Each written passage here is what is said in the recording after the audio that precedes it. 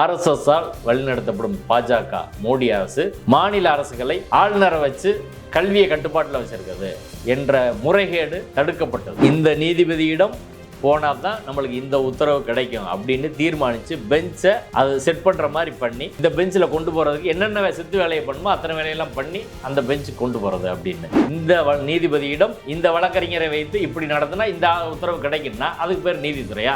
ஏற்கனவே ஜுடிஷியல் இன்டிசிப்ளினுக்காக விமர்சிக்கப்பட்ட நீதிபதி தான் திரு GR சுவாமிநாதன். விடுமுறை கால நீதிமன்றத்தை முறைகேடாக பயன்படுத்துறீங்கன்னு விமர்சிக்கப்பட்ட ஒரு நீதிபதி இப்போ வில்சனை விமர்சிச்சா எப்படி சரின்னு ஒன்றுமே செய்ய முடியாத ஒரு நிலையை வந்து பண்ணிட்டாங்க. பலதுக்கு வீசியே கிடையாது. எல்லா யூனிவர்சிட்டியும் அழிஞ்சு போற நிலைமையில இருக்கு. திராவிட நூறு நேயர்களுக்கு வணக்கம். இது ஒரு சிறப்பு நேர்காணல். நம்மளோட வழக்கறிஞர் திரு வாஞ்சினா அவர்கள் இணைஞ்சிருக்காங்க. வணக்கம் சார். பரபரப்பான தீர்ப்பு நேர்த்திக்கு பல்கலைக்கழகங்களுக்கான துணைவேந்தர் நியமனத்தில் வந்து தமிழ்நாடு அரசுக்கு அதிகாரம் கொடுக்கக்கூடிய சட்டத்தை வந்து ஒட்டுமொத்தமாக இல்லாமல் பண்ணணும் அப்படிங்கிறதுக்காகவே ஒரு தீர்ப்பு கொடுத்த மாதிரி இருக்கு. இந்த தீர்ப்பு நடந்த விதமே சில இன்னும் வெளிப்படையாக சொல்ல போனால் ஒரு முறைகேடாக இருக்குது. இது வந்து இதனுடைய ப்ராசஸ்லேயே நிறைய சிக்கல்கள் இருக்குது அப்படின்னு சொல்கிறாங்க. நீங்கள் எப்படி பார்க்குறீங்க இது? அதாவது நீங்கள் சொன்னது சரியான விஷயம். அந்த விமர்சனம் இன்னைக்கு நீதித்துறை முழுவதும் எல்லோராலும் முன்வைக்கப்படுது.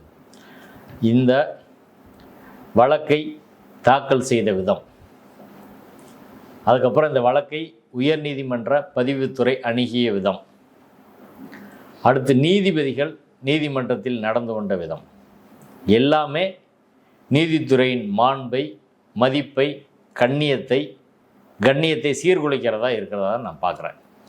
எதனால் இந்த விமர்சனத்தை நம்ம வைக்கிறோம் அப்படின்னா, இந்த வழக்கை தாக்கல் செய்த மனுதாரர் பாரதிய ஜனதா கட்சியோட திருநெல்வேலி மாவட்ட செயலாளர் வெங்கடாசலபதி. அவர் ஒரு வழக்கறிஞர், திருநெல்வேலியில் ப்ராக்டிஸ் பண்ணுறார். இந்த சட்டம் ஏப்ரல் 11 நோட்டிஃபை ஆயிடுச்சு. அதற்கு பிறகு 20 நாட்கள் உயர்நீதிமன்றம் நடந்துச்சு. திருநெல்வேலிக்கு ஜூரிஸ்டிக்ஷன் மதுரை ஹைகோர்ட். ஆமாம், மதுரை உயர்நீதிமன்றம் கொண்டு வந்ததோட நோக்கமே தென் மாவட்ட மக்கள் கன்னியாகுமரி, தூத்துக்குடி, திருநெல்வேலியிலேருந்தெல்லாம் சென்னைக்கு வர வேண்டியதில்லை. அதுக்கு தான் மதுரை உயர்நீதிமன்றம் கலைஞர் காலத்தில் தான் கொண்டு வந்தாங்க. அவர் வந்து வழக்கமாக வழக்கு தாக்கல் செய்தால் அங்கே தான் தாக்கல் பண்ணணும். ரெண்டாவது, இந்த வழக்கு என்பது ஒரு அரசியல் முக்கியத்துவம் வாய்ந்த ஒரு வழக்கு. இந்த வழக்கு இன்னொரு வழக்கின் தொடர்ச்சி. எந்த வழக்கு? உச்சநீதிமன்றத்தில் ஆளுநர் குடியரசுத் தலைவரின் அதிகாரம் தொடர்பான வழக்கு. அது ஏப்ரல் 8 வந்துச்சு. இந்தியா முழுவதும் பேசுபொருளான ஒரு வரலாற்று சிறப்புமிக்க தீர்ப்பு அது. ஆளுநரின் அதிகாரம், குடியரசுத் தலைவரின் அதிகாரம் எல்லையற்றது கிடையாது. அதற்கு வரம்பு இருக்கு என்று உச்சநீதிமன்றம் 70 வருட நீதித்துறை வரலாற்றில் சரியான ஒரு தீர்ப்பை கொடுத்துருக்குறாங்க. அதன் மூலமாக என்ன பிரச்சனைன்னா, RSS-ஆல் வழிநடத்தப்படும் பாஜக மோடி அரசு மாநில அரசுகளை ஆளுநரை வச்சு கல்வியை கட்டுப்பாட்டில் வச்சிருக்கிறது என்ற முறைகேடு தடுக்கப்பட்டது அப்படின்றது அதில் ஒரு முக்கியமான விஷயம். எந்த சட்டத்தினாலும் ஒரு சட்டமன்றம் இயற்றினால் அந்த சட்டத்திற்கு கையெழுத்து போட வேண்டிய பொறுப்பு ஆளுநருக்கும் குடியரசுத் தலைவருக்கு இருக்குது. அதை மறுத்து அவங்க வாட்டுக்கு 1 வருஷம் 2 வருஷம் 3 வருஷம் இருந்துக்கலான்றதை மாற்றிய ஒரு தீர்ப்பு. அந்த தீர்ப்பில் அவங்களுக்கு கடுமையான ஒரு தோல்வி என்பதை ஒன்றிய அரசும் ஆளுநரும் பாஜகவும் பல வகையில் வெளிப்படுத்தினாங்க. குடியரசு துணைத் தலைவர் ஜெகதீப் தங்கர் உச்சநீதிமன்றத்தை மிரட்டினார். பாராளுமன்றம் பெருசா, சுப்ரீம் கோர்ட் பெருசா, என்ன சொல்கிறீங்க அப்படின்னு. சூப்பர் பார்லிமெண்ட்டாக செயல்படுறீங்கன்னு சொன்னார். அதற்கு எல்லாரும் பதில் சொன்னாங்க, பார்லிமெண்ட்டும் பெருசு கிடையாது, சுப்ரீம் கோர்ட்டு பெருசு கிடையாது, அரசியல் சட்டம் தான் பெருசு. ஆமாம், கரெக்டாக சொன்னார். அப்படிதான் பதில் சொன்னாங்க. இப்போ அப்படி அந்த வழக்கின் தொடர்ச்சியாக தான் இந்த வழக்கை நம்ம பார்க்குறோம். இப்போ அதில் ஒரு மிகப்பெரிய பின்னடைவை சந்தித்த பாஜகவும் ஆளுநரும் RSS-ம் பிஜேபியும் அடுத்து என்ன செய்கிறது அப்படின்னு பார்த்து குடியரசுத் தலைவரை வச்சு அந்த தீர்ப்பை சீர்குலைப்பதற்கான முயற்சியில் மீண்டும் ரெஃபரன்ஸ் கேள்விகள் கேட்டு அனுப்புகிறாங்க. அதன் மூலம் உச்சநீதிமன்றத்தை ஒரு நெருக்கடி பண்ணுறாங்க. ஒன்று அதுலேயும் ஒன்றும் ஆகலை. ஏன்னா அதையும் பல்வேறு சட்ட வல்லுநர்கள் கிளியராக சொல்லிட்டாங்க. ஒரு ரெஃபரன்ஸுக்கு சுப்ரீம் கோர்ட் விரும்பினா ஆன்சர் பண்ணலாம், இல்லைன்னா விட்டு நிற்கலாம். ராமர் கோயில் பிரச்சனைக்கு அதுபோல் பதிலே கொடுக்கல. அப்போ அந்த ஒன்றும் செய்ய முடியலை. அடுத்து அவர்கள் பாஜகவிலிருந்து தேர்ந்தெடுக்கிறாங்க இந்த வழக்கு எப்படி தாக்கல் செய்கிறது அப்படின்னு. இப்போ ஒரு மாவட்ட செயலாளர் ஒரு அரசியல் முக்கியத்துவம் வாய்ந்த ஒரு பிரச்சனையில் அவராக ஃபைல் பண்ண முடியாது. மாநில தலைமை RSS தலைமையெல்லாம் கன்சல்ட் பண்ண முடியுமா? இது ஒரு முக்கியமான ஒரு வழக்கு. அவங்களோட ஸ்ட்ரக்சரில் அதை பண்ண முடியாது. அப்போ பாஜக தலைமை RSS தலைமையெல்லாம் சேர்ந்து முடிவு பண்ணி வழக்கு தாக்கல் செய்ய முடிவு பண்ணுறாங்க. அதெல்லாம் தவறு கிடையாது. வழக்கு தாக்கல் செய்ய பிஜேபிக்காரர் போடலாம், காங்கிரஸ்காரர் போடலாம், கம்யூனிஸ்ட்காரர் போடலாம், திகாக்காரர் போடலாம், அதையெல்லாம் நம்ம ஒன்றும் குறை சொல்லலாம். ஆனால் வழக்கை எங்கே தாக்கல் பண்ணுறது, எப்படி தாக்கல் பண்ணுறது, எந்த நீதிபதிகிட்ட கொண்டு வர்றன்றதான் பிரச்சனை. நீங்கள் இயல்பாக என்ன செஞ்சுருக்கணும், 20 நாள் உங்களுக்கு இருந்துச்சு. நீங்கள் ஒரு வழக்கறிஞர், உச்சநீதிமன்ற தீர்ப்பு வழக்கு எல்லாமே எல்லாருக்கும் தெரிஞ்சது தான். இப்போ நீங்கள் அந்த 20 நாள் அங்கே தாக்கல் பண்ணியிருக்கலாம்ல மதுரையில், ஏன் தாக்கல் பண்ணல? ஏன்னா அங்கே உள்ள நீதிபதி அங்கே வந்து ஏப்ரல் மாதம் ஏப்ரல் வெக்கேஷனுக்கு முன்னாடி உள்ள சிட்டிங் வந்து நீதிபதி நிசா பானு தலைமையிலான அமர்வில் அந்த வழக்கு விசாரணைக்கு வரும். ஒரு பப்ளிக் இன்ட்ரெஸ்ட் லிட்டிகேஷனை போட்டான், அவங்க ஸ்டே உறுதியாக கொடுக்க மாட்டாங்க அப்படின்னு நம்புகிறாங்க, அவங்க கொண்டு வரல. அடுத்து அதே நேரத்தில் மெட்ராஸ் ஹைகோர்ட்டில் நீங்கள் போடுறதுன்னா இங்கேயும் போட்டிருக்கலாம், இங்கேயும் போடலை. ஃபர்ஸ்ட் வெக்கேஷன் கோர்ட்டு மதுரையில் வருது, அங்கேயும் போடலை. செகண்ட் வெக்கேஷன் கோர்ட்டு வருது. செகண்ட் வெக்கேஷன் கோர்ட்டில் மதுரையில் வந்து நீதிபதிகள் திரு வேல்முருகன், கே ராமகிருஷ்ணன் தலைமையிலான அமர்வு இருக்குது. திருநெல்வேலியிலேருந்து 3 மணி நேரத்தில் வந்து மதுரையில் உள்ள வழக்கறிஞரை பார்த்து வழக்கு ஃபைல் பண்ணிடலாம். வழக்கு தாக்கல் செய்த வழக்கறிஞர் திரு VR சண்முகநாதன் மதுரையில் ப்ராக்டிஸ் பண்ணுறவர். மதுரையில் தான் அவர் பெர்மனெண்ட் ஆஃபீஸ். இப்போ அவர் மதுரையில் தான் ப்ராக்டிஸ் பண்ணுறாரு. எங்களுக்கு நல்லா தெரியும், நான் மதுரையில் தான் ப்ராக்டிஸ் பண்ணுறேன். இப்போ அவர்கிட்ட தான் வழக்கு கொடுத்து ஃபைல் பண்ணால் மதுரையில் நீதிபதிகள் திரு செகண்ட் வெக்கேஷன் கோர்ட்டில் தான் நாங்கள் ஃபைல் பண்ணுவோம், நாங்கள் மெட்டீரியல்லாம் கலெக்ட் பண்ணி கூட எனக்கு பணம் இல்லை, என்ன காரணம் கூட சொல்லலாம். செகண்ட் வெக்கேஷன் கோர்ட்லேயே நீங்கள் போடுங்க. ஃபஸ்ட்டு வெக்கேஷன் கோர்ட்டில் போடாத காரணம் தெரில, சரி செகண்ட் வெக்கேஷன் கோர்ட்டில் போடுறீங்க. செகண்ட் வெக்கேஷன் கோர்ட்லேயே மதுரையில் நீதிபதிகள் வேல்முருகன், கே ராமகிருஷ்ணன் இருக்காங்க. சென்னையில் நீதிபதிகள் திரு GR சுவாமிநாதன், லட்சுமி நாராயணன் இருக்காங்க. இந்த 2 அமர்வில் உங்களுக்கு ஈஸியானது எது? மதுரை தான். திருநெல்வேலிக்காரர் மதுரையில் தான் போடுவாங்க. அது வழக்கறிஞரும் மதுரை தான். எதுக்கு சென்னையில் போடுறீங்க? ஸோ இப்போ வெயிட் பண்ணி திட்டமிட்டு இங்கே போட்டால் தான் இந்த நீதி வரும் அப்படின்னு, இது வந்து கிடைக்கும் அப்படின்னு பிளான் பண்ணி, இது பார்க்குற போதே நம்மளுக்கு ஆப்வியஸாக தெரியுதா இல்லையா? போகிறதுக்கு முன்னாடியே தீர்ப்பு தான் அப்படின்னு. அதாவது இதை நீதிமன்ற மொழியில் சொன்னால், வழக்கறிஞர் மொழியில் சொன்னால் ஃபோரம் ஷாப்பிங்னு சொல்லுவாங்க.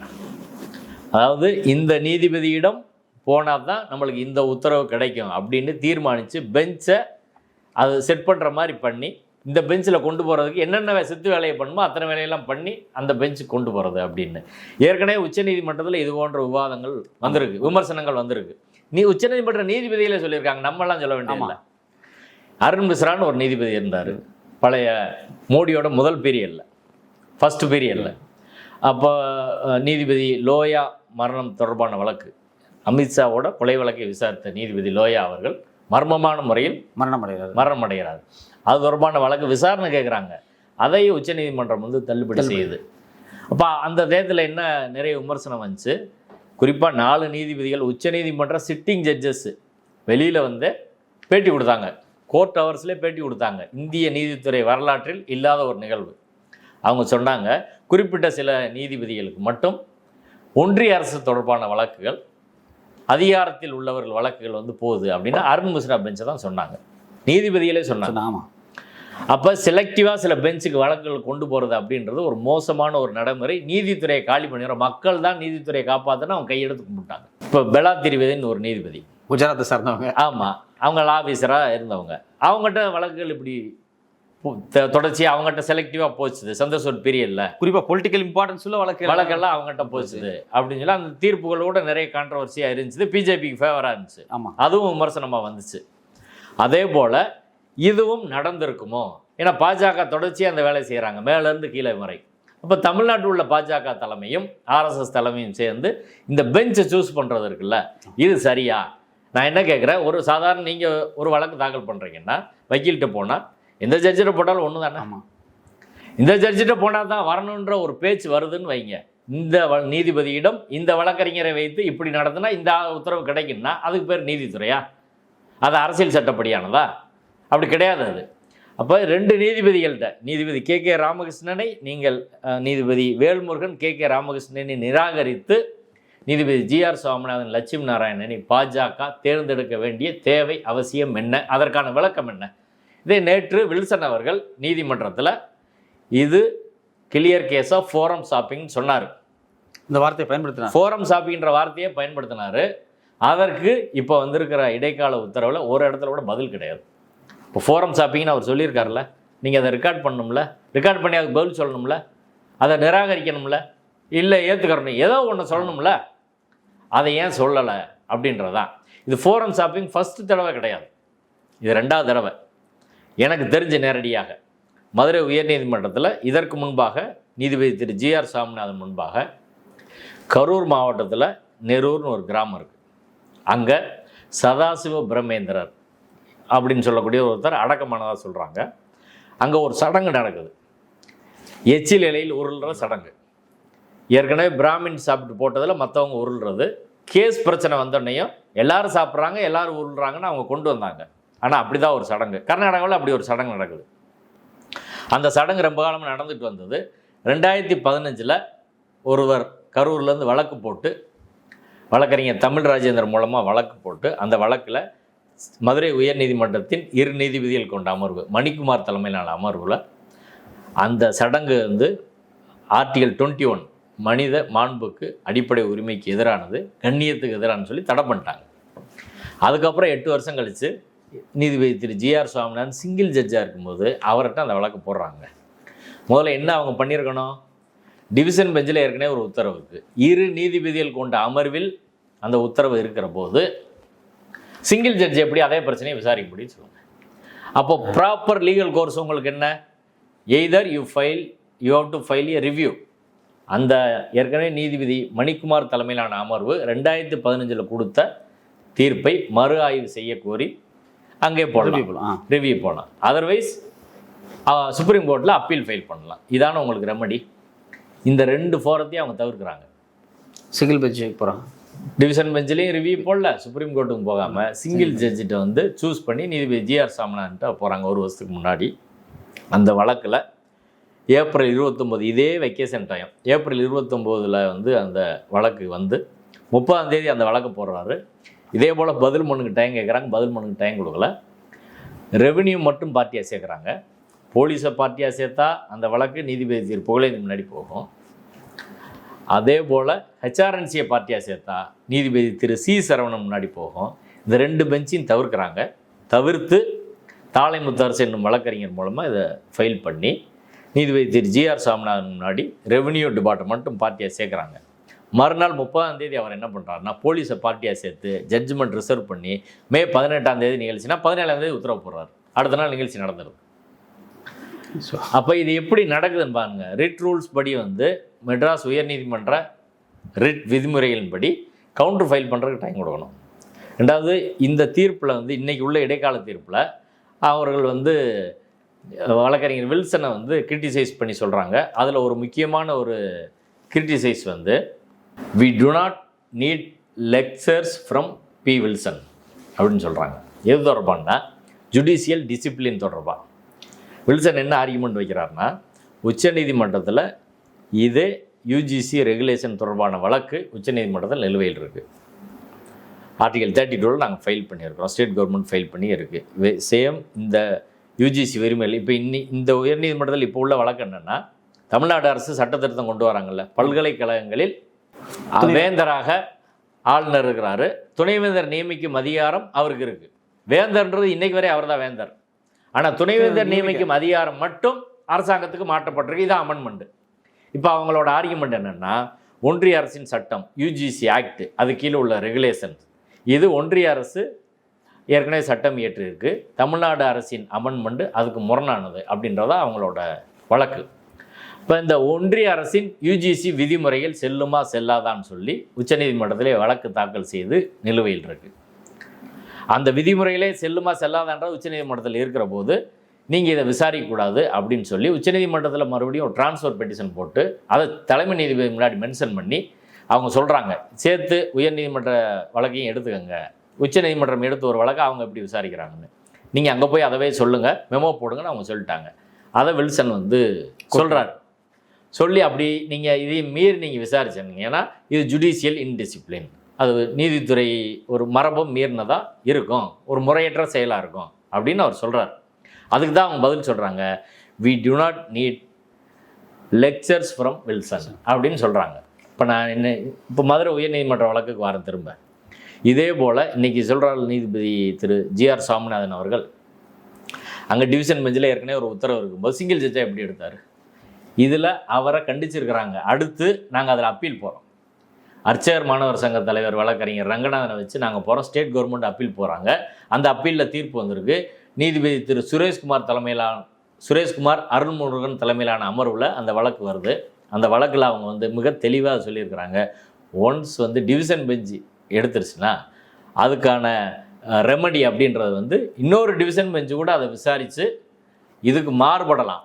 ஆனால் வந்து அந்த தீர்ப்பை மாற்ற முடியாது. 2 டிவிஷன் பெஞ்ச் மாறுபட்டுச்சுன்னா 3 நீதிபதிகள் தலைமையிலான அமர்வுக்கு அனுப்பணும். இதான் ப்ரொசீஜர். தலைமை நீதிபதி தான் அதை செய்யணும். ஆனால் சிங்கிள் ஜட்ஜு டிவிஷன் பெஞ்சோட ஜட்ஜ்மெண்ட்டை செல்லாதுன்னு எப்படி சொல்ல முடியும்? ஒரு நீதிபதி 2 நீதிபதிகள் தலைமையிலான அமர்வின் தீர்ப்பை செல்லாதுன்னு சொல்ல முடியுமா?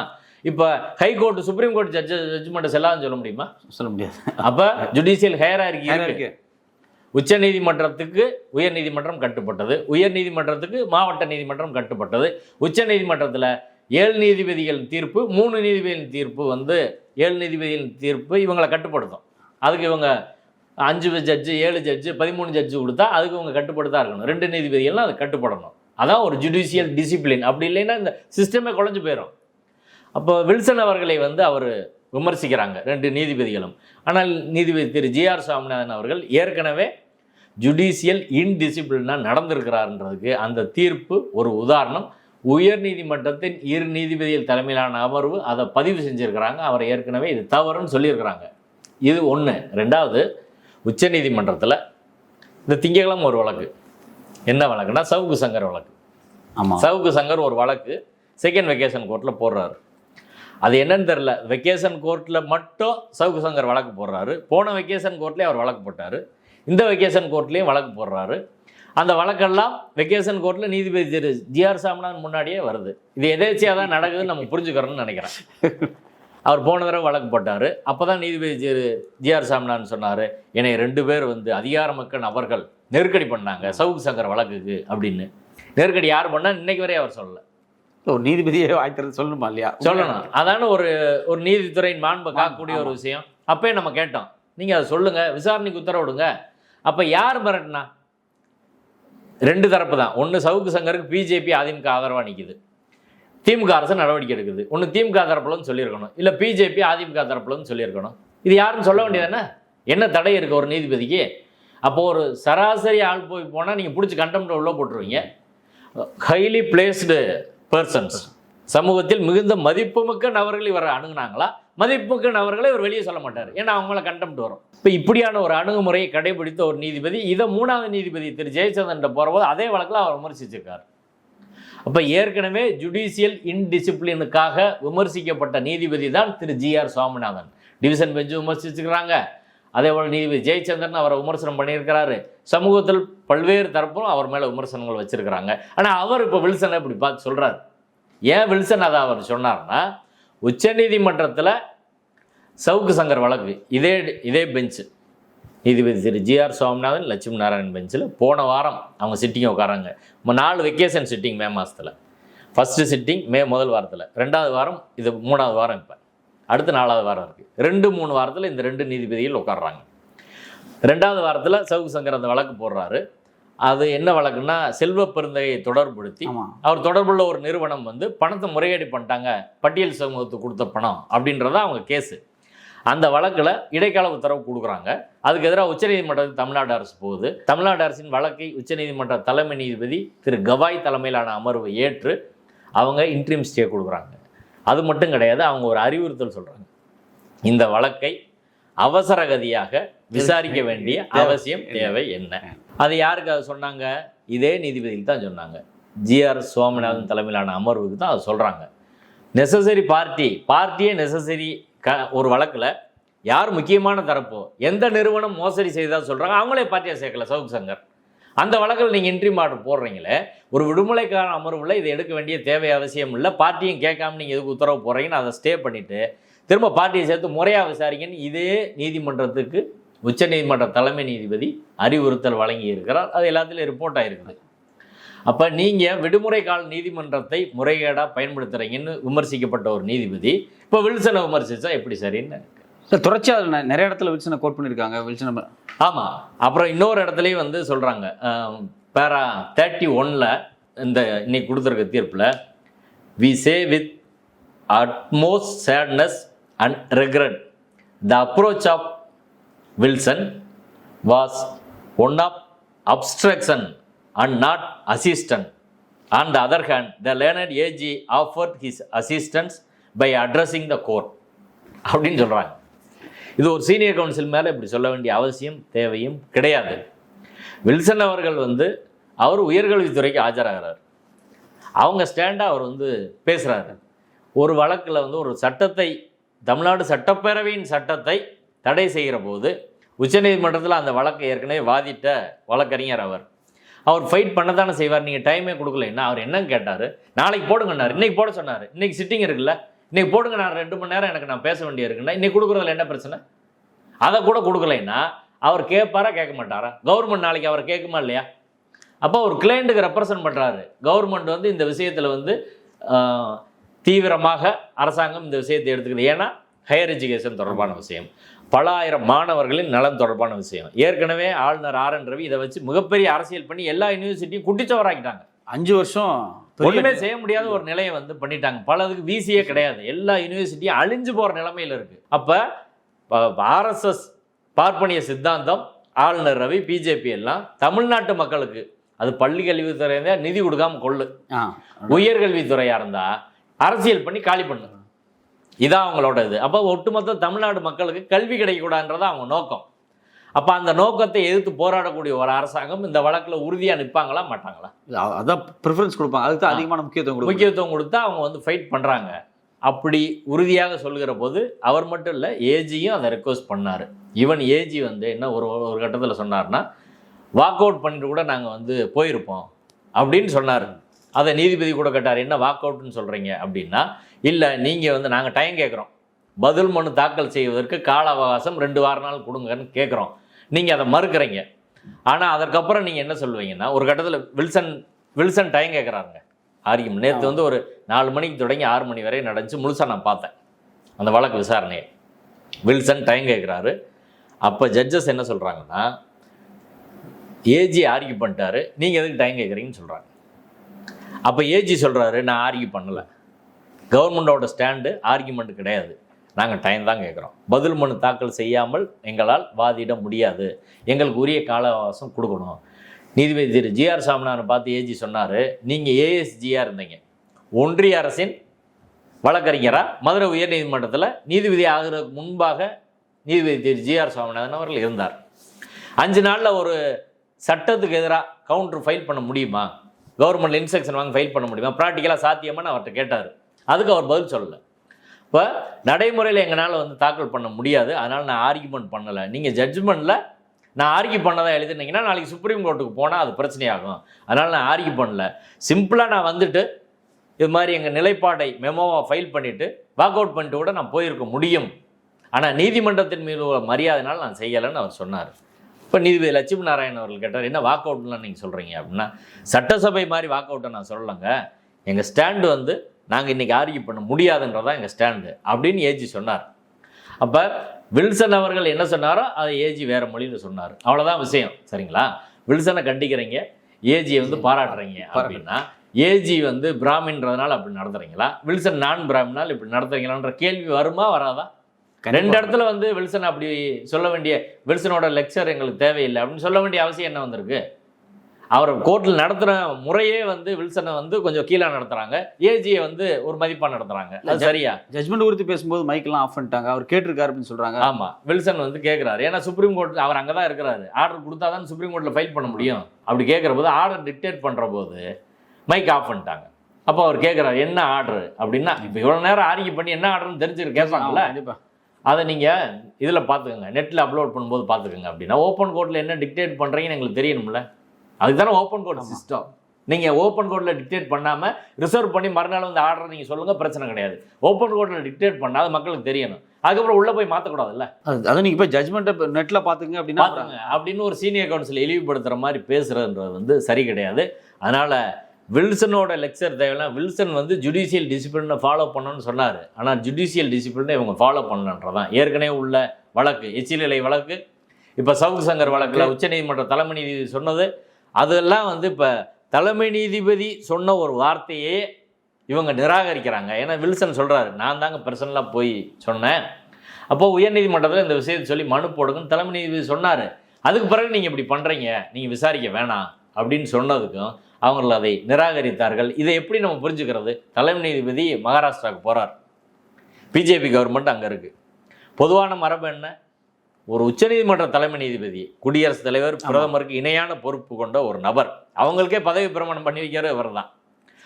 போகிறபோது தலைமைச் செயலாளர்லேருந்து டிஜிபி எல்லாரும் வந்து கமிஷனர் எல்லாரும் போகணும், அந்த ஃபங்க்ஷனில் கலந்துக்கணுன்ற ஒரு மரபு. ஆனால் அவங்க புறக்கணிக்கிறாங்க. அதை அவர் மனசுக்குள்ளே வருந்தி அவர் சொல்கிறாரு, என்னை ஏன் புறக்கணிக்கிறாங்க அப்படின்னு அவர் ஓப்பனாக சொல்லிட்டாரு. போர்ட்ஃபோலியோ ஃபாலோ பண்ணுங்கன்னு சொல்கிறாரு. புரோட்டோகாலை ஃபாலோ பண்ணுங்கன்னு அவர் சொல்கிறாரு.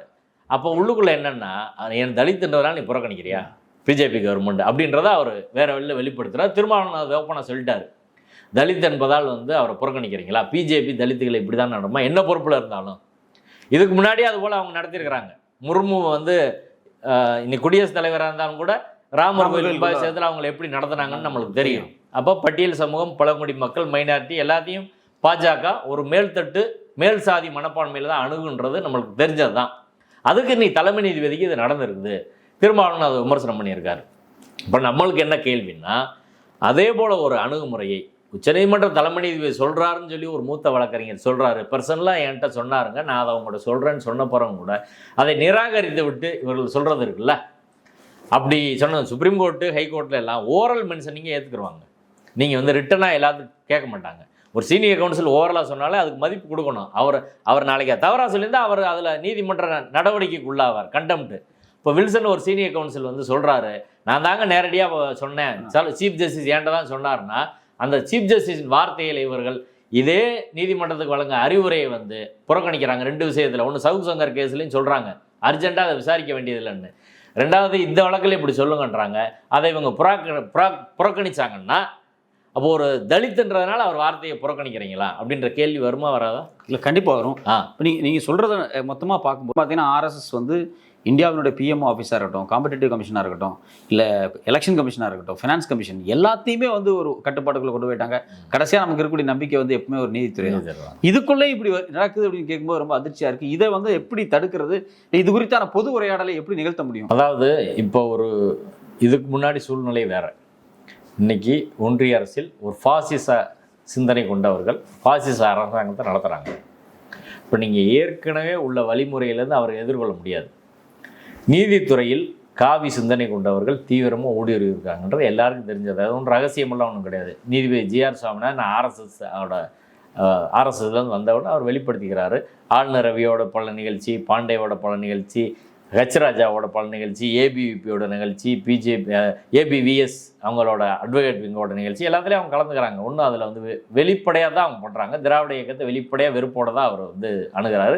இஸ்லாமியர், கிறிஸ்தவர்கள் அணுகிற முறையெல்லாம் நம்மளுக்கு வந்து அவங்க தீர்ப்புலேருந்து பார்க்குறோம். லாவண்யா தீர்ப்புலேருந்து எல்லாத்தையும் நம்ம பார்த்துருக்குறோம். இப்போ அவங்க அப்படி வெளிப்படையாக ஓப்பனாக இப்படி தைரியமாக செய்கிறாங்க. நான் உறுதியாக நான் சொல்கிறேன், இது நீதித்துறையில் உள்ள நீதிபதிகள் பார்க்கணும். பிராமின் ஜட்ஜஸ் எப்படி துணிச்சலாக, ஐடியாலஜி கொண்டவங்க எப்படி துணிச்சலாக தைரியமாக என்ன சூழ்நிலை இருந்தாலும் ஸ்டேட் கவர்மெண்ட் என்ன ரெக்வஸ்ட் பண்ணாலும் ஏறி அடிக்கிறாங்கன்னு பாருங்கள். நான் பிராமின் ஜட்ஜஸ்க்கு இந்த துணிவு இருக்கா? இப்படி கேட்டாலே வந்து நடுங்கிடுவாங்க, உடனே வாய்தா போட்டுருவாங்க. அப்போ இந்த ஃபைட்டு இப்போ நீதித்துறைக்குள்ளும் தொடங்கிருச்சு. இது ஒரு வருத்தத்துக்குரிய ஒரு விஷயம்.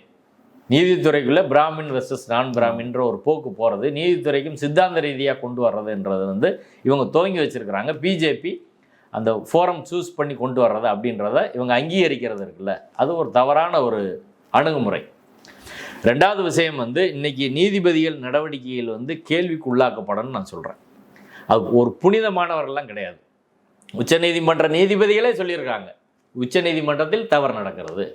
உயர்நீதிமன்ற ஓய்வு பெற்ற நீதிபதிகள் இல்லை ரிட்டையர் ஆகிற அன்னைக்கு அவங்க எல்லாருமே சொல்கிறாங்க நிறைய தவறு நடக்குது. போர்ட்ஃபோலியோ அலோகேஷன்லேருந்து யார்கிட்ட எந்த நீதிபதிகிட்ட எந்த வழக்கை கொடுக்குறதுன்னு தலைமை நீதிபதி கொடுக்குறதே அரசியல் இருக்குன்னு சொல்கிறாங்க. அப்போ அதெல்லாம் வெளிப்படைத்தன்மை தேவையாக இருக்குது, விவாதத்துக்கு உட்படுத்தணும். ஏன் இந்த வழக்கை கூட மக்கள் மத்தியில் பொது விவாதத்துக்கு உட்படுத்தணும். ஏன்னு சொல்கிறேன்னா, இந்த வழக்கை இந்த 2 நீதிபதிகள் விசாரிச்சிருக்கவே கூடாது. அப்படி விசாரிக்காமல் வேறு நீதிபதிகிட்ட அனுப்பியிருந்தாங்கன்னா நீதித்துறையின் மாண்பும் மதிப்பும் பல மடங்கு உயர்ந்திருக்கு. காரணம் சொல்கிறேன் நான். ஏன்னா நீதிபதி ஜிஆர் சாமிநாதன் அவர்கள் வந்து ஒரு ஆர்எஸ்எஸ் பின்னணியிலேருந்து வந்தவர் அப்படின்றது அவரே ஒத்துக்கிறார், அது பிரச்சனை கிடையாது. கவர்னரோட ஃபங்க்ஷனில் பங்கேற்றிருக்க, இது கவர்னர் தொடர்பான வழக்கு.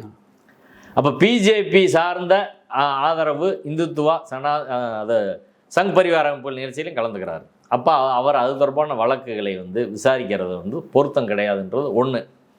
ரெண்டாவது, ஃபோரம் ஷாப்பிங் பண்ணி வர்றாங்க. செலக்டிவாக மதுரை உயர்நீதிமன்றத்தை புறக்கணிச்சுட்டு இங்கே வர்றாங்க. ரிஜிஸ்ட்ரி அதை கேள்வி கேட்காமல் கொண்டு வரதுன்னா அது நீதிபதி அதை கேட்கணும்ல. நீதிபதி சந்துரு அவர்கள் நீதிபதியாக இருக்கிற போது அவர்கிட்ட இது மாதிரி மதுரை உயர்நீதிமன்றத்தில் போட வேண்டிய வழக்கம் மெட்ராஸில் வந்து போடுவாங்க வேணும்னே, அவர் அதை நிராகரித்து மதுரைக்கு அனுப்பி விடுவார். இது மாதிரி செய்கிற போது அதெல்லாம் நீதித்துறை செக் வைக்கணும். ரெஜிஸ்ட்ரியில் இன்ஃப்ளூயன்ஸ் கூட பண்ணலாம். நீங்கள் இப்போ வெக்கேஷன் கோர்ட்டில் நாங்கள் ஒரு ரிலாக்ஸேஷன் பெட்டிஷன் ஃபைல் பண்ணால் கூட நம்பர் பண்ண மாட்டாங்க. செகண்ட் ஃபைல் பெட்டிஷன் நம்பர் பண்ண முடியாது. பர்சனல் லிபர்ட்டிக்கே அப்படி வச்சுருக்காங்க. சங்கத்தில் நாங்கள் லெட்டர் கொடுத்துருக்கோம் எல்லாத்தையும் நம்பர் பண்ணுங்கன்னு, அதையே செய்ய மாட்டாங்க. என்ன அர்ஜென்சின்னு கேட்பாங்க. ஒரு உத்தரவு மே மாதம் போட்டால் பரவாயில்லை, ஏப்ரல் மாதம் உத்தரவு நம்ம கொண்டு போனோம்னா இது ஏப்ரல்லே போட்டால் சில அப்போயே நீங்கள் போட்டுருக்கலாம்ல, நீங்கள் ஏப்ரல்லே போட்டுருக்கணும், இல்லைன்னா ஜூனில் போடுங்க, இதுக்கு என்ன அர்ஜென்சி அப்படின்னு கேட்பாங்க. அப்போது ஒரு சட்டம் வந்து ஏப்ரல்லே வந்துருச்சு, அப்போ இப்போ வந்து போடுறாங்கன்னா அர்ஜென்சி என்னன்னு இது ரெஜிஸ்ட்ரி கேட்கணுமா இல்லையா? உயர்நீதிமன்ற பதிவாளர் கேட்கணுமா இல்லையா? ஏன் கேட்கல? சரி, நீதிபதிகிட்ட வருது, நீதிபதினு கேட்கணுமா இல்லையா? இரண்டாவது நீதிபதி திரு லட்சுமி நாராயணன் அவர்கள் கேட்கணும்.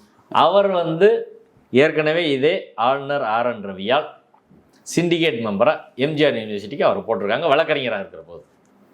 அவருடைய சகோதரர் ராகவாச்சாரி அவர்கள் பிஜேபியோட வழக்கறிஞராக மூத்த வழக்கறிஞராக இருக்கிறார். அவரோட சகோதரி ஸ்ரீமதி அவங்க வந்து 22/4/2025 டைம்ஸ் ஆஃப் இந்தியாவில் இதே ஆளுநர் தொடர்பான வழக்கு வந்து இது ஜுடிஷியல் ஓவர் ரீச், பாராளுமன்றம் சில விஷயத்தில் வந்து அதில் என்னன்றது டைம் லிமிட் ஃபிக்ஸ் பண்ணாமல் இருக்கிறத பாராளுமன்றம் தான் சரி செய்யணுமே ஒழிய நீதித்துறை நடவடிக்கை மூலமாக நீதிமன்ற தீர்ப்பின் மூலமாக அதை செய்யக்கூடாது அப்படின்னு அதை விமர்சனம் பண்ணி எழுதியிருக்கிறாங்க. அப்போ அவர் சகோதரர் இங்கே ப்ராக்டிஸ் பண்ணுறாரு. முதல்ல வந்து ஒரு குடும்பத்துலேருந்து நீதிபதி இங்கே வந்துட்டா அவங்க குடும்ப உறுப்பினர் இங்கே ப்ராக்டிஸே பண்ணக்கூடாது. நிறைய நீதிபதி குடும்பங்கள்லேருந்து பண்ணுறாங்க. அவங்க குடும்பம் ஒரு பிஜேபி பின்னணியில் உள்ள குடும்பம் இப்படி வருது, கவர்னர் உங்களுக்கு ஒரு பொறுப்பு கொடுத்துருக்கிறாரு, இப்போ கவர்னர் தொடர்பான வழக்கு அப்படி வருது அப்படின்னா கவர்னரோட அதிகாரம் எடுத்து அரசாங்கத்துக்கு கொடுத்துருக்குறாங்க. அதை மட்டும்தான் இப்போ ஸ்டே பண்ணியிருக்கிறாங்க, வேறு எதையும் ஸ்டே பண்ணல. சர்ச் கமிட்டியை கூட ஸ்டே பண்ணல. கவர்னரோட அதிகாரத்தை அரசு எடுத்தது மட்டும் ஸ்டே பண்ணி கவர்னருக்கு தான் அந்த அதிகாரத்தை இப்போ கொடுத்துருக்குறாங்களா. அப்போ இப்படி வருகிற போது இயல்பாகவே பல நீதிபதிகள் வந்து வழக்குலேருந்து ஒதுங்கிடுவாங்க. இப்போ இவங்க 2 பேரும் இந்த வழக்குலேருந்து ஒதுங்கி இருந்தால் அது வந்து உண்மையிலே ஒரு முன்னுதாரணமான ஒரு நடவடிக்கையாக இருந்திருக்கும். உரிய கால அவகாசம் கொடுத்து நடத்த. நான் என்ன கேட்குறேன், இப்போ அடுத்த வாரம் வர்ற நீதிபதி இதை விசாரித்தா வானம் இடிஞ்சு விழுந்துருமா சொல்லுங்கள்? ஜூன் முதல் வாரத்தில் விசாரித்தா இடிஞ்சு விழுந்துருமா? ஏஜி சொல்கிறாருங்க, கிளியராக சொல்கிறாரு. சர்ச் கமிட்டி 10 அமெண்ட்மெண்ட் கொண்டு வந்திருக்கோம். 2 காலேஜுக்கு தான் 2 யூனிவர்சிட்டிக்கு தான் போட்டிருக்கோம். அதோட அப்ளிகேஷனே நாங்கள் சர்ச் கமிட்டியிலேருந்து ஃபைனல் டேட்டு ஜூன் 10 தான் ஃபிக்ஸ் பண்ணியிருக்கோம். அதற்கு பிறகு சர்ச் கமிட்டி அந்த தேடுதலுக்குள்ள ஒரு மாதம் 2 மாதம் எடுத்துக்கிறோம். இது ஃபைனலைஸ் ஆகிறதுக்கு வந்து அவங்க செலெக்ஷன் கமிட்டி போய் அதுக்கப்புறம் எல்லாம் வந்து முதல்ல அதெல்லாம் சர்ச் அதை இது பண்ணி முதல்ல ஷார்ட் லிஸ்ட் பண்ணுவாங்க. அதுக்கப்புறம் அவங்கள கூப்பிட்டு இன்டர்வியூ பண்ணுவாங்க. அதுக்கப்புறம் தான் இது இறுதிக்கு போய் தான் முடிவாகும்போது ஆகஸ்ட்டுக்கு போயிடும். ஆமாம். இப்போ என்ன அர்ஜென்ட்டு? ஃபர்ஸ்ட் வீக்கில் போடுங்க, ஜூன் ஃபர்ஸ்ட் வீக்கில் போடுங்க அப்படின்னு கேட்குறது ரீசனபிளாக இல்லையா?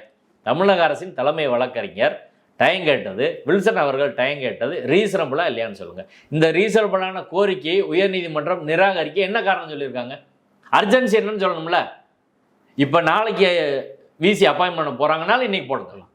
நாளைக்கு அப்பாயின்மெண்ட் போகிறதில்ல, நாளை கழிச்சு கிடையாது, அடுத்த வாரம் கோர்ட் இருக்குது, அதுக்கடுத்து ஜூனில் கோர்ட் இருக்குது, ஜூன் 10 தான் வரப்போகுது, அதுக்கப்புறம் 2 மாதம் ஆகும். அப்படி இருக்கிற போது இந்த அர்ஜென்சி இல்லை ஒன்றும் இந்த வழக்கில் இம்மிடியேட்டாக உத்தரவு கொடுப்பதற்கான அர்ஜென்சி ஒன்றும் கிடையாதுன்னு ஏஜி சொல்கிறாரு. அதுக்கு என்ன பதில் சொல்கிறாங்க? அதுக்கான தெளிவான பதில் எங்கேயுமே கிடையாது அப்படின்றதான். இப்போ மொத்தத்தில் வந்து இந்த வழக்கு அவங்க பாஜகவிலிருந்து இந்த வழக்கை தாக்கல் செய்த பெஞ்சை தேர்வு செய்த முறை, இந்த வழக்கை ரிஜிஸ்ட்ரி ஏற்றுக்கொண்ட முறை, இந்த வழக்கை நீதிபதிகள் விசாரித்த முறை, உச்சநீதிமன்றத்தின் ஒரு வழிகாட்டுதலை பின்பற்றாதது, வில்சனை கண்டித்தது எல்லாமே மக்கள் மத்தியிலே வந்து ஒரு விமர்சனமாக கேள்வியாக எழுந்திருக்கிறது. ஓய்வு பெற்ற நீதிபதிகள் திரு ஹரிபரந்தாமன், சந்துரு பலரும் இன்றைக்கி அதை விமர்சிச்சிருக்காங்க. நேற்று இது clear case of forum shopping நீதிபதி ஹரிபரந்தாமன் அவர்கள் சொல்லியிருக்கிறார். இப்போ இப்படியெல்லாம் இருக்கிற போது ஒட்டுமொத்தமாக இன்னைக்குள் நீதித்துறைக்குள்ளே வந்து பாஜகவின் சிந்தனை தீவிரமாக புகுந்தா, காவி சிந்தனை புகுந்தா, நீதித்துறையும் மற்ற துறைகளை போல் சீர்குலையும் என்பதற்கான உதாரணமாகத்தான் இந்த தீர்ப்பு, இந்த நடவடிக்கை, பிஜேபியோட அணுகுமுறை, பெஞ்சை சூஸ் பண்ணது எல்லாமே இருக்குது. எனவே இது போன்ற நிகழ்வுகள் தடுக்கப்பட வேண்டும். எப்படி தடுக்கப்படும் அப்படின்னா, எல்லா அரசியல் கட்சி இதை பேசணும், மக்கள் பேசணும், சோசியல் மீடியாவில் பேசணும், விவாதிக்கப்பட வேண்டும். ஒரு நீதிமன்றம் ஒன்று சொல்லிட்டா அது விமர்சனத்துக்கு அப்பாற்பட்டதெல்லாம் ஒன்றும் கிடையாது. நீதிமன்ற தீர்ப்புகள், நீதிபதிகள் நடவடிக்கைகள் எல்லாமே விமர்சனத்துக்கு உட்பட்டது தான். இதை நம்ம மட்டும் சொல்லலை, உச்சநீதிமன்ற நீதிபதியிலே வந்து சிட்டிங் ஜட்ஜே சொல்லியிருக்காங்க, ஆமாம் எங்கிட்ட தவறு நடக்குது, நீங்கள் தான் மக்கள் தான் கேட்கணும்னு சொல்லியிருக்காங்க. உச்சநீதிமன்றத்தின் 4 சிட்டிங் நீதிபதிகள் சொன்னதுலேருந்து நான் கேட்குறேன், மக்கள் தான் நீதித்துறையை காப்பாற்றுன்னு சொன்னாங்க. இப்போ நம்ம தானே பேச முடியும். அந்த அடிப்படையில் வந்து நம்ம கேட்குறோம், நீதித்துறை இனியாவது அதை வந்து சரி பண்ணணும். அதே போல் இந்த போர்ட்ஃபோலியோ அலோகேஷன், தலைமை நீதிபதி போர்ட்ஃபோலியோ ஒதுக்குறாருல, அதிலும் ஒரு வெளிப்படைத்தன்மை வேண்டும். விருப்பு வெறுப்பு பார்த்து அதை அணுகக்கூடாது. இதெல்லாம் சரி செஞ்சால் தான் நீதித்துறை மீதான மதிப்பு, மாண்பு உயரும். தொடர்ச்சியாக பிஆர் கவி கூட சொல்லியிருக்காரு, போஸ்ட் ரிட்டையர்மெண்ட்டில் நான் எந்த பதவியும் ஏற்றுக்க மாட்டேன்ட்டாரு. ஏற்கனவே சஞ்சீவ் கண்ணா சிஜிஐ அவரும் சொல்லிட்டாரு, கடந்த 4-5 வருஷத்தில் சுப்ரீம் கோர்ட், ஹைகோர்ட்லேருந்து ரிட்டையர்ட் ஆன பல பேர், கிட்டத்தட்ட 30% ஆஃப் ஜட்ஜஸ் வந்து போஸ்ட் ரிட்டையர்மெண்ட் நிறையா பதவியில் உட்காந்துருக்காங்க. இதை தாண்டி நீதித்துறைக்குள்ள என்னென்ன சிக்கல்கள்லாம் இருக்குன்னு தொடர்ச்சியாக ரொம்ப லிஸ்ட் அவுட் பண்ணியிருக்கீங்க. இதை வந்து பொது மேடைக்கு கொண்டு வந்திருக்கீங்க. தொடர்ச்சியாக அந்த விவாதம் தொடரட்டும், நீதித்துறையினுடைய மாண்பு வந்து பாதுகாக்கப்படட்டும். உங்களுடைய நேரத்துக்கு கருத்துக்கு ரொம்ப நன்றி சார். நன்றி.